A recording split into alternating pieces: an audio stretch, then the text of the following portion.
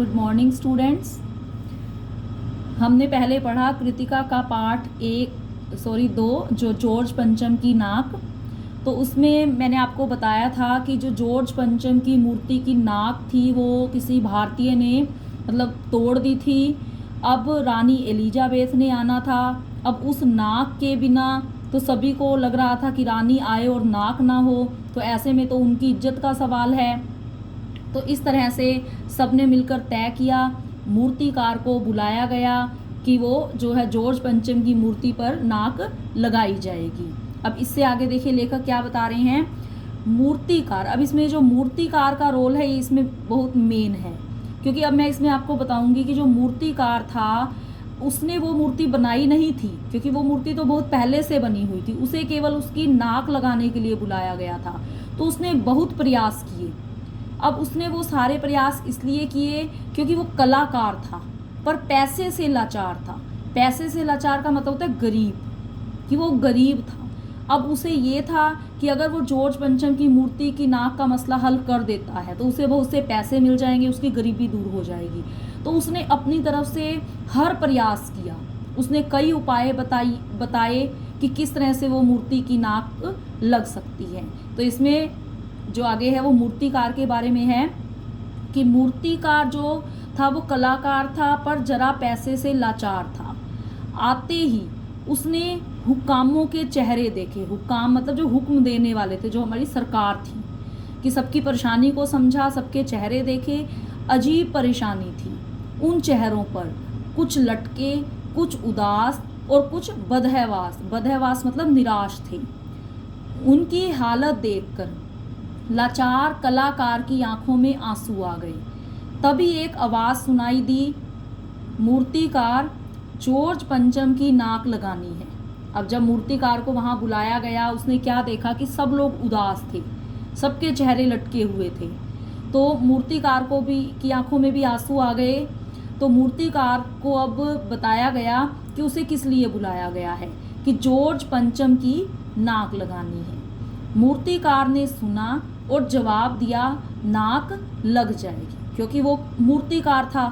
अब मूर्ति पर नाक लगानी उसे लगा बहुत आसान कार्य है, इसलिए उसने इजीली बोल दिया कि नाक लग जाएगी। पर मुझे यह मालूम होना चाहिए कि यह लाट मतलब मूर्ति कब और कहाँ बनी थी। इस लाट के लिए पत्थर कहाँ से लाया गया था। अब वही है ना कि जिस पत्थर से मूर्ति बनी थी उसी पत्थर की नाक होनी चाहिए। अगर किसी और पत्थर की नाक लग जाए तो वो अलग से चमकेगी।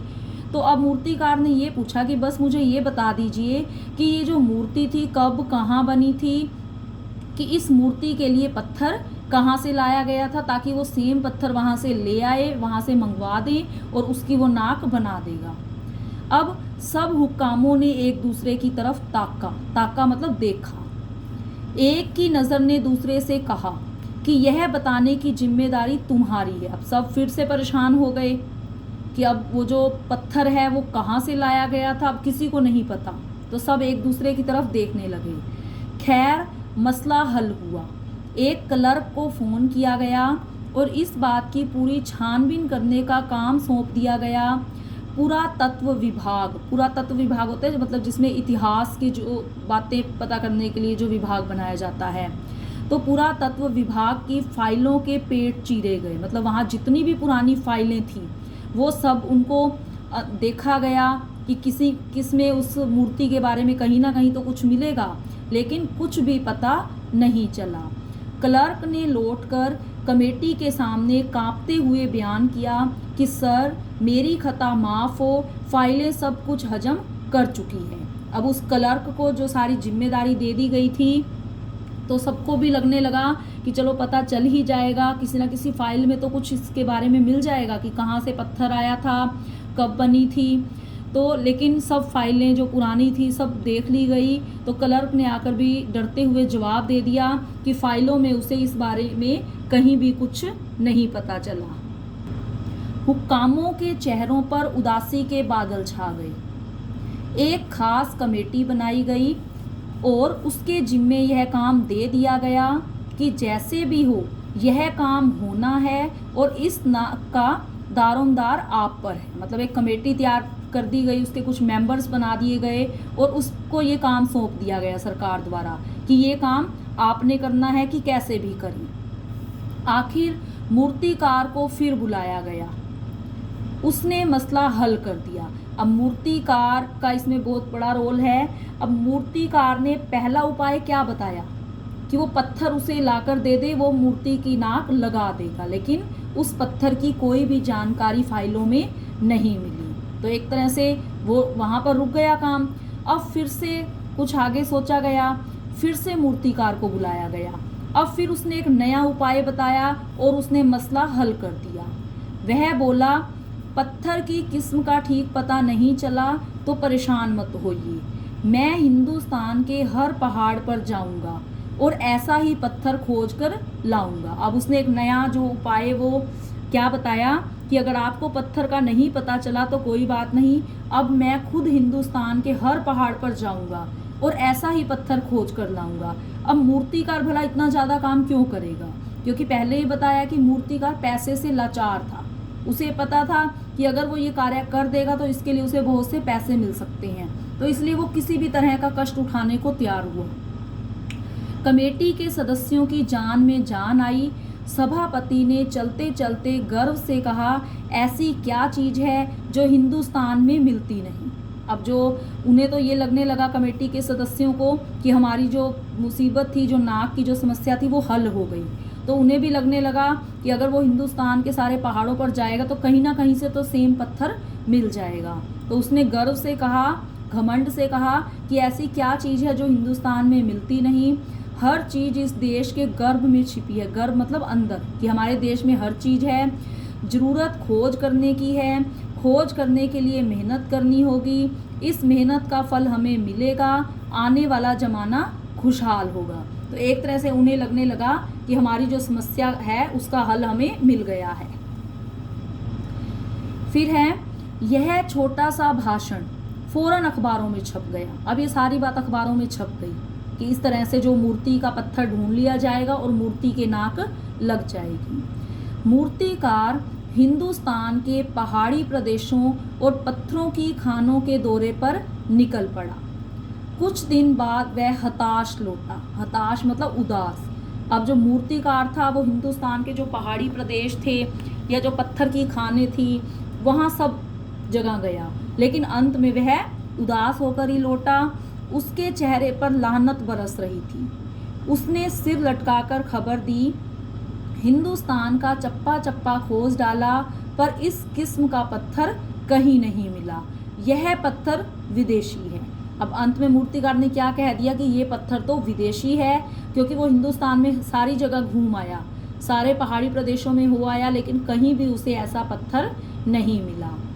सभापति ने तैश में आकर कहा, तैश में मतलब एकदम से गुस्से में आना, कि लानत है आपकी अकल पर, विदेशों की सारी चीज़ें हम अपना चुके हैं, दिल, दिमाग, तौर तरीके और रहन सहन।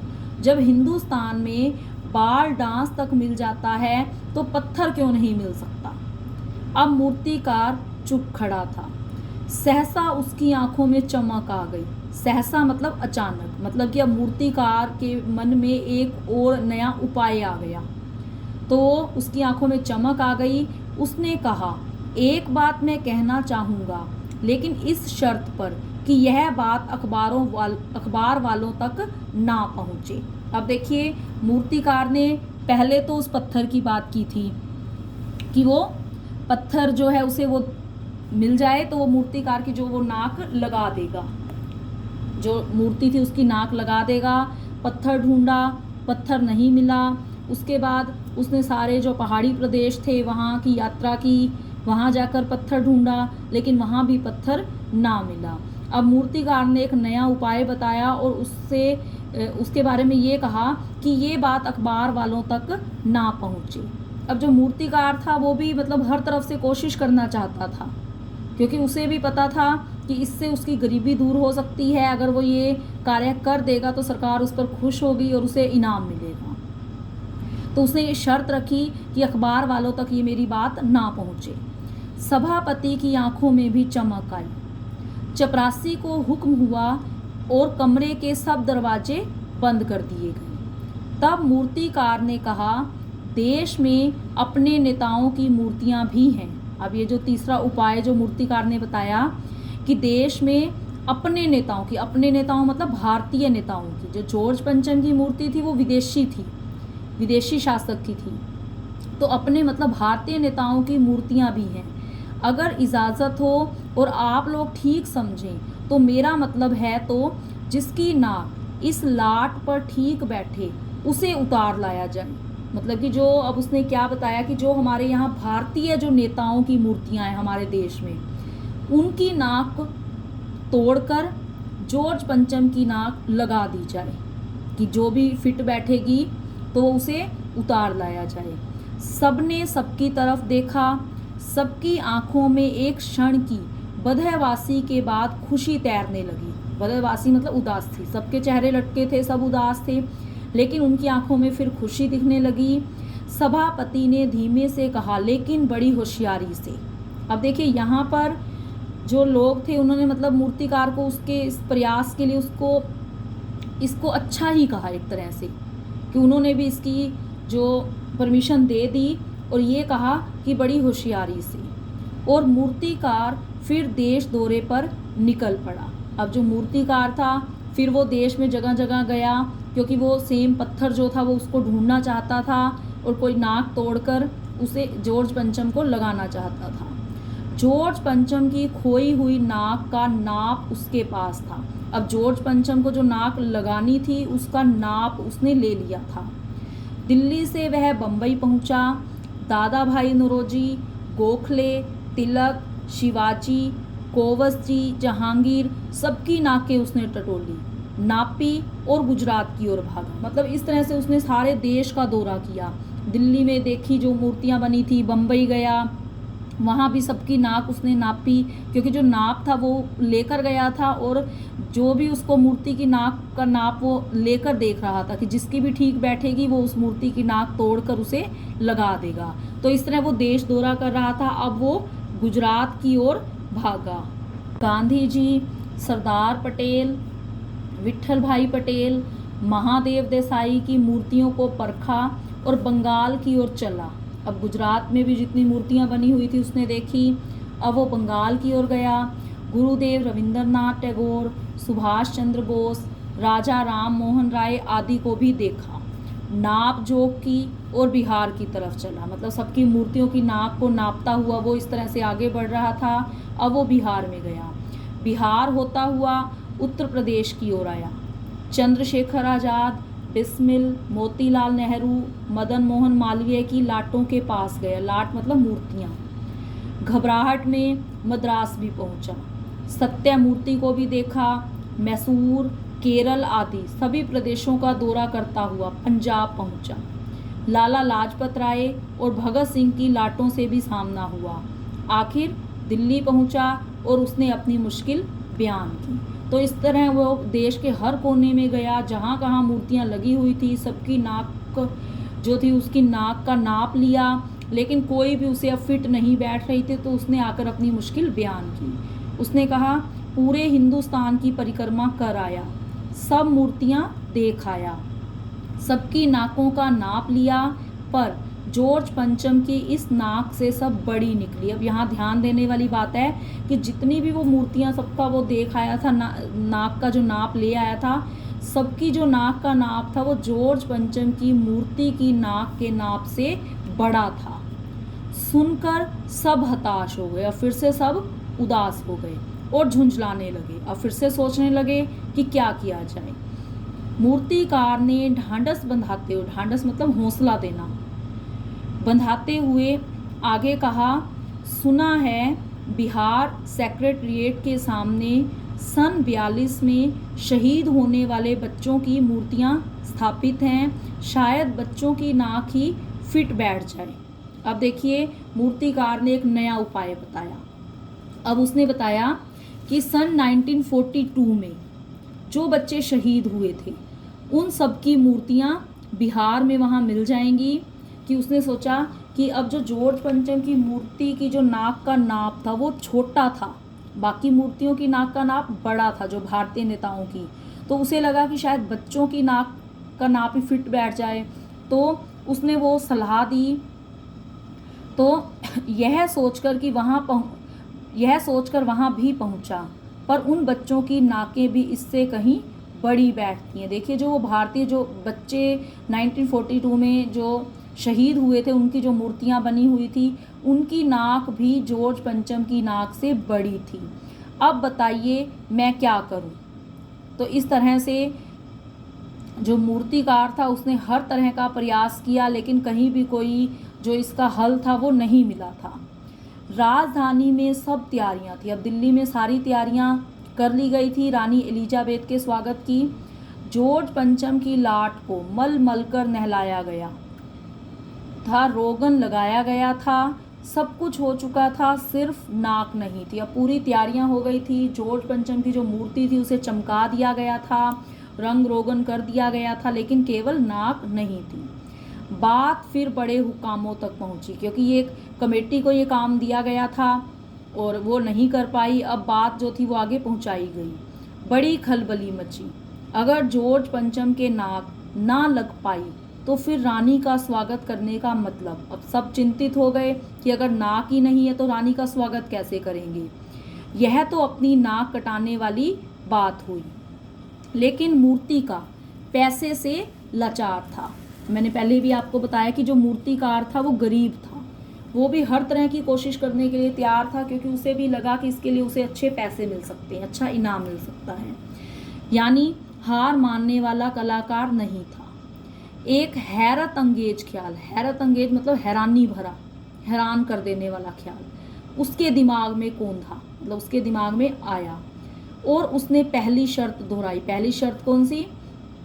कि मतलब किसी तक भी इस बात की खबर ना पहुंचे, अखबार वालों तक भी, और किसी को इस बारे में ना पता चले। जिस कमरे में कमेटी बैठी हुई थी उसके दरवाजे फिर बंद हुए। एक बार पहले बंद हुए थे जब उसने वो भारतीय नेताओं की मूर्ति की नाक की बात की गई थी, अब फिर से बंद हुए और मूर्तिकार ने अपनी नई योजना पेश की। ये अंतिम योजना जो उसने बताई थी, चूंकि नाक लगाना एकदम जरूरी है, चूंकि मतलब क्योंकि कि नाक लगाना तो अब जरूरी है, रानी ने आना था, सारी तैयारियां हो चुकी थी, नाक बहुत जरूरी थी। इसलिए मेरी राय है कि 40 करोड़ में से कोई एक जिंदा नाक काट कर लगा दी जाए। अब देखिए यहाँ पर उसने क्या कहा, हमारी जो 40 करोड़ की जनसंख्या है उसमें से कोई एक जिंदा नाक काट कर लगा दी जाए। बात के साथ ही सन्नाटा छा गया।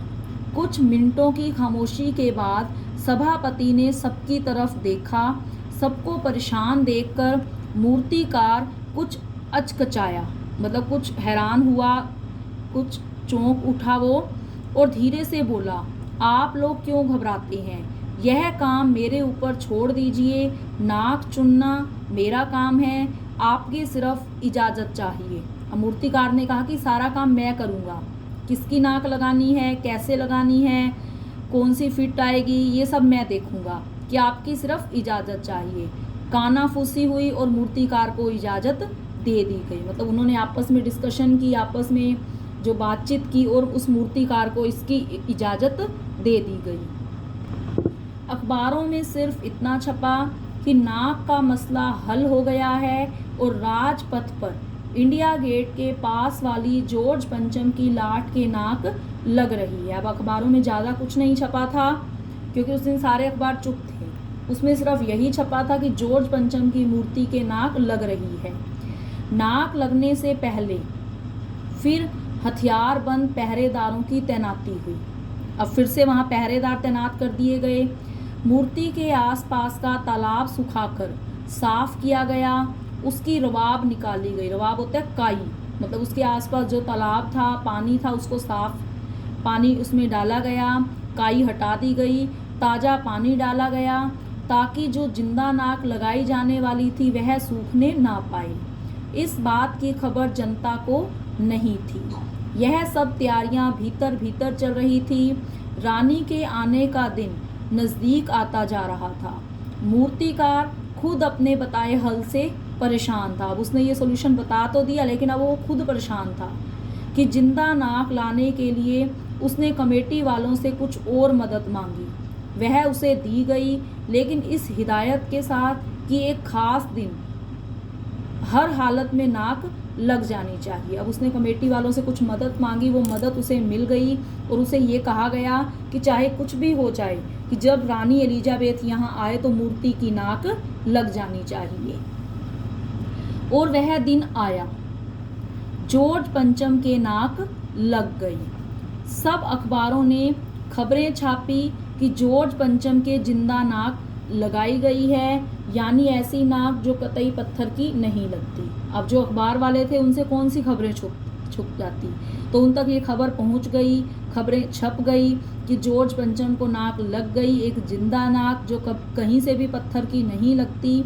लेकिन उस दिन के अखबारों में एक बात गौर करने की थी, उस दिन देश में कहीं भी किसी उद्घाटन की खबर नहीं थी, किसी ने कोई फीता नहीं काटा था। फीता एक तरह से होता है धागा, मतलब जैसे कहीं पर भी कोई ऐसा अच्छा जैसे कार्य होता है जिसमें रिबन वगैरह नेता को बुलाया जाता है, उनके बारे में चर्चा होती है, तो कहीं मतलब कोई मुहूर्त किया जाता है, तो किसी तरह की कोई खबर नहीं थी।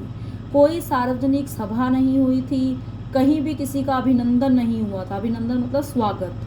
कोई मान पत्र भेंट करने की नौबत नहीं आई थी। मान पत्र कोई सम्मानित करने के लिए पत्र, तो कुछ भी मतलब ऐसी खबर नहीं थी। किसी हवाई अड्डे या स्टेशन पर स्वागत समारोह नहीं हुआ था, किसी का ताज़ा चित्र नहीं छपा था, मतलब कोई भी ऐसी न्यूज़ नहीं छपी थी, कहीं पर भी सरकार के बारे में कुछ नहीं छपा था, कुछ भी ऐसा नहीं था। सब अखबार खाली थे।